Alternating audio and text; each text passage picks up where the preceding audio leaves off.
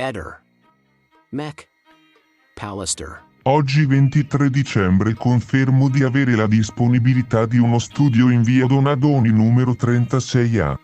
Giorni fa, quando sono stato sentito informalmente, alla stessa domanda avevo negato di averlo perché all'interno di quel magazzino custodisco numerosi coltelli uso cucina di varie dimensioni che ho acquistato, tempo fa, a Gorizia da un'azienda in fallimento.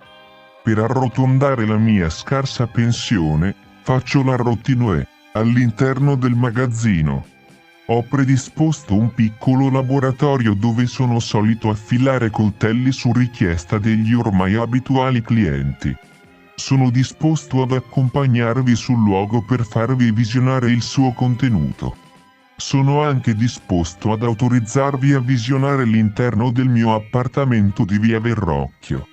All'interno del magazzino, aperto con le mie chiavi, ci sono numerosi coltelli da cucina di svariate dimensioni, ben riposti all'interno di contenitori a vista, nonché una CD fresa collegata ad un bidone aspiratutto ed un analogo apparecchio atto a fresare le lame dei coltelli. All'interno di casa mia, aperta con le mie stesse chiavi, ho poi permesso una completa verifica.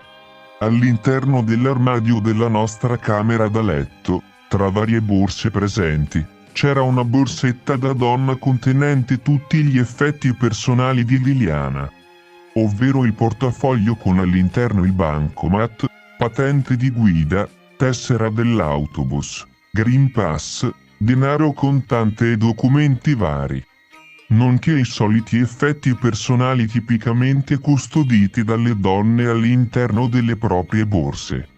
Poi facevo ispezionare anche la cantina dove non c'era nulla di interessante.